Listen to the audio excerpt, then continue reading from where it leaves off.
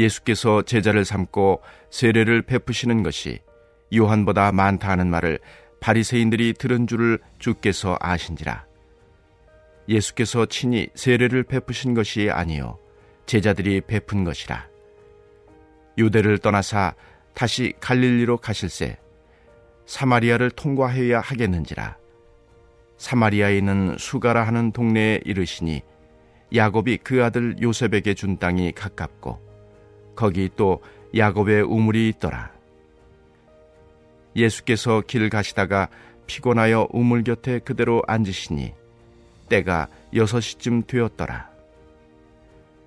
사마리아 여자 한 사람이 물을 기르러 왔음에 예수께서 물을 좀 달라 하시니 이는 제자들이 먹을 것을 사러 그 동네에 들어갔음이러라. 사마리아 여자가 이르되 당신은 유대인으로서 어찌하여 사마리아 여자인 나에게 물을 달라 하나이까 하니 이는 유대인이 사마리아인과 상종하지 아니함이러라. 예수께서 대답하여 이르시되 네가 만일 하나님의 선물과 또 내게 물 좀 달라 하는 이가 누구인 줄 알았더라면 내가 그에게 구하였을 것이요 그가 생수를 내게 주었으리라. 여자가 이르되 주여 물 기를 그릇도 없고 이 우물은 깊은데 어디서 당신이 그 생수를 얻겠사옵나이까. 우리 조상 야곱이 이 우물을 우리에게 주셨고 또 여기서 자기와 자기 아들들과 짐승이 다 마셨는데 당신이 야곱보다 더 크니이까. 예수께서 대답하여 이르시되 이 물을 마시는 자마다 다시 목마르려니와 내가 주는 물을 마시는 자는 영원히 목마르지 아니하리니 내가 주는 물은 그 속에서 영생하도록 솟아나는 샘물이 되리라. 오늘도 말씀으로 하루를 여시고 또 말씀으로 하루를 사시는 우리 성도님들을 주님의 사랑으로 사랑하고 축복합니다. 여러분, 인생을 살면서 누구나 수많은 세상의 문제 속에 살고 있고 또 그 문제의 해결에 대한 갈증과 목마름을 경험하면서 살고 있습니다. 그 해결에 대한 갈증과 목마름이 얼마나 절실하였으면 어떤 시인은 타는 듯한 목마름이라고 표현하기도 했습니다. 그러나 삶의 문제 해결을 위한 세상의 어떠한 방법으로도 영원한 갈증의 해소는 될 수 없습니다. 시원한 물 한 모금 마시게 되면 잠시 갈증이 없어지는 것처럼 보이지만 답답한 인생의 문제의 현실 앞에서 인간은 금세 또 다른 목마름을 경험하게 되는 것이죠. 오늘 본문에 등장하는 이 사마리아 수가라는 지역에 사는 여인도 자신의 처지를 한탄하면서 언제쯤이나 이 자신의 인생이 좀 시원하게 풀릴까? 어떻게 해야 이 비참하고 부끄럽고 고단한 삶에서 벗어날 수 있을까? 답답하고 채워지지 않고 해결되지 않는 그 목마름의 연속인 인생이었습니다. 오늘 본문 요한복음 4장에서 예수님께서는 이 3장에 등장하는 당시 유대인의 지도자로 이름이 널리 알려진 니고데모와는 완전히 대조적인 인물인 이름 없이 그냥 우물가의 여인으로만 알려져 있는 사마리아 수가라는 동네의 여인과의 대화를 통해서 채워지지 않는 갈급함과 목마름에 대해 영원하고도 완전한 해결책을 말씀해 주고 계십니다. 니고데모는 자기가 예수님을 만나기 위해 밤중에 예수님을 찾아왔지만 사마리아 여인은 어쩌면 예수님께서 직접 찾아가 만나주신 것입니다. 오늘 본문 3절과 4절 말씀에서도 유대를 떠나 다시 갈릴리로 가실새 사마리아를 통과하여야 하겠는지라. 이렇게 예수님이 말씀하신 것을 보면 예수님께서 사마리아를 통과하려는 의지가 담겨진 표현임을 알 수 있습니다. 그렇다면 왜 예수님은 사마리아를 가시려고 하셨을까요? 사마리아는 솔로몬의 아들 르호보암 때 당시 북쪽의 지도자였던 그 여로보암이 봉기를 일으킴으로 인해서 남과 북이 갈라지게 되었고, 그렇게 갈라진 북쪽의 북왕국 이스라엘의 수도가 사마리아였습니다. 북이스라엘은 이 아수르라는 나라의 침략과 지배를 받게 되었고, 이때 아수르에게 정복당한, 그래서 이주한 이방의 난민들과 이 북이스라엘 백성들이 섞여서 살게 되었고, 그로 인해서 사마리아 지역에 사는 사람들은 온전한 하나님의 택한 백성이 아닌 우상을 섬기는 이방 민족들과 피가 섞여서 이제 더 이상 순수한 하나님의 백성의 혈통이 아니라고 여겨졌고, 그 이후로 유대인들은 사마리아 땅과 그곳에 사는 사마리아 사람들을 멸시했고 쳐다보지도 않았고, 오늘 사마리아 여인의 표현대로라면 9절에 나오는 말씀처럼 사마리아 사람과는 상종도 하지 않았던 것입니다. 이러한 곳을 굳이 예수님께서는 왜 지나가셔서 우물가의 여인을 만나셨을까요? 또한 예수님은 장시간의 이동과 사역 등으로 인해서 피곤하였다고 이렇게 나오는데, 굳이 누군가 사마리아에서 또 사마리아 사람과 말을 섞고 이야기하는 것을 보기라도 한다면 또 죄인들의 동네에 갔다고 뻔히 트집 잡히고 좋을 게 하나도 없을 텐데 왜 그곳으로 간 것일까요? 이것은 예수님의 구원 사역에는 유대인이나 이방인이나 그 누구에게도 차별이 없음을 말씀해주고 있는 것입니다. 예수님은 유대교의 지도계층이었던 니고데모나, 또 누구도 상종하지 않고 심지어 개취급당했던 그 사마리아 여인에게도 동일한 마음과 동일한 사랑으로 그들의 눈높이에 맞춰 그들을 대하고 섬기고 복음을 전하셨습니다. 이렇듯 복음을 전함에 있어서, 그리고 하나님의 말씀을 가르치고 성도 간의 교제를 함에 있어서는 절대 차별이 있어서는 안 됩니다. 특별히 교회 공동체, 하나님의 나라의 표상인 교회에서만큼은 많이 배운 사람이나 못 배운 사람이나, 돈이 많은 사람이나 가난한 사람이나, 사회적 지위가 있는 높은 사람이나 아니면 사회적 약자나, 교회 중직자나 평신도나, 헌금을 많이 한 사람이나 그렇지 못한 사람이나, 장애인이나 비장애인이나 차별이 없어야 합니다. 오늘 본문에서 예수님과 사마리아 여인을 이어주는 매개체는 바로 물입니다. 물. 예수님은 피곤하여 우물 곁에 앉으셨고 마침 물을 기르러 온 여인에게 말씀하시면서 구원 사역이 시작됩니다.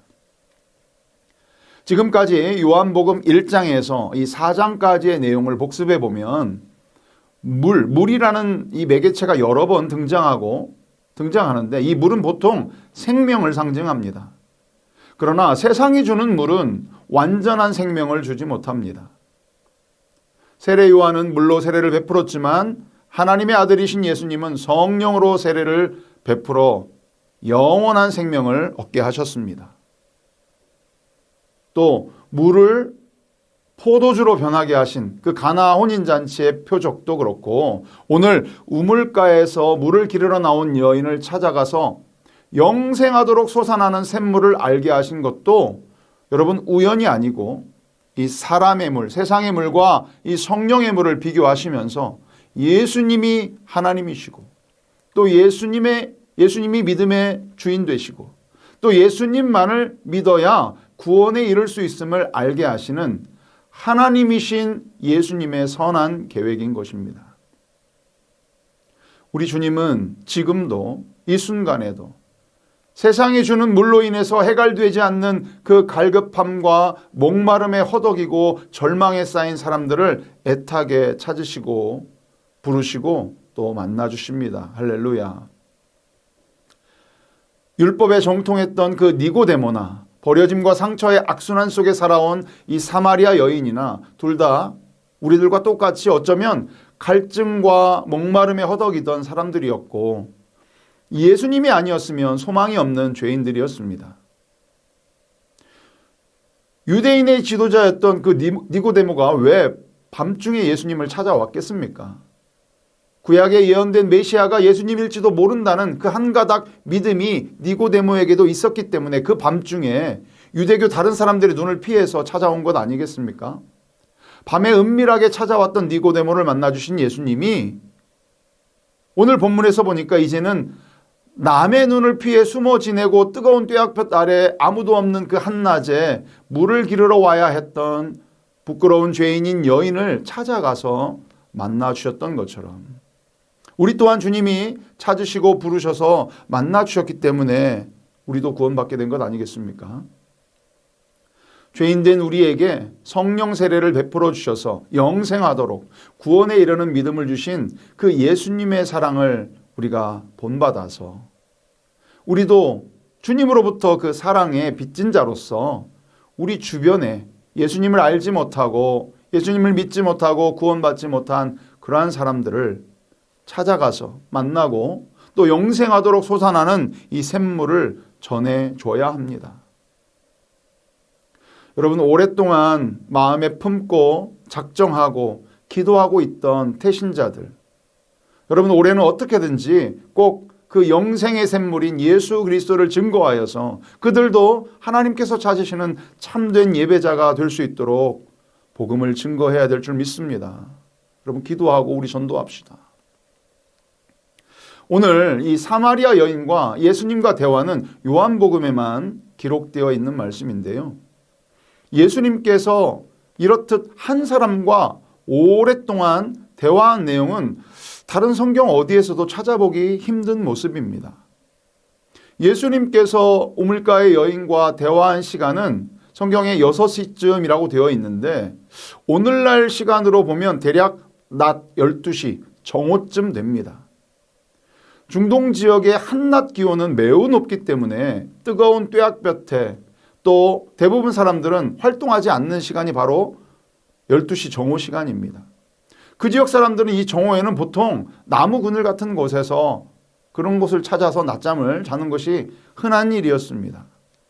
예수님도 더위에 지쳐서 피곤하셨을 텐데 이처럼 한낮에 뜨거운 태양 아래서 긴 대화를 했다는 것은 그 여인을 사랑하고 그 여인을 구원하고자 하는 마음이 강하게 있으셨다는 것을 알 수 있고 한 생명을 천하보다 귀하게 여기시는 그 예수님의 사랑을 느낄 수 있는 장면입니다.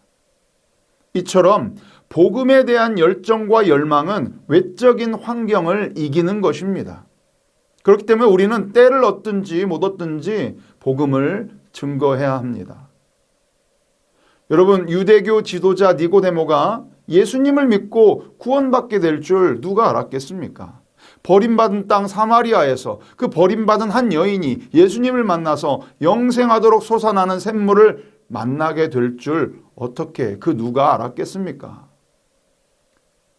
여러분, 씨를 뿌리는 자는 아무것도 아닙니다.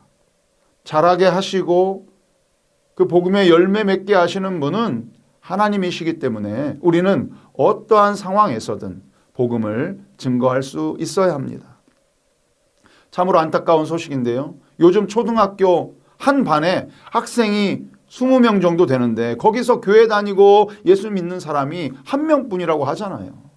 참 이게 말이 됩니까? 얼마나 심각한지 모르겠습니다.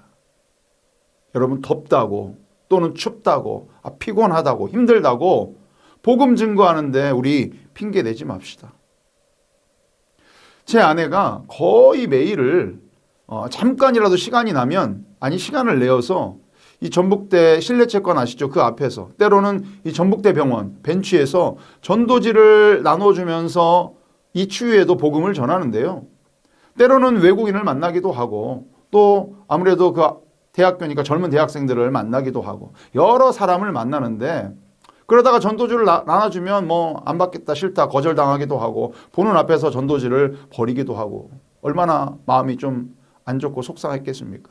근데 사실 별로 두려운 마음은 들지 않는데요. 그냥 그 영혼이 안타까울 뿐이지.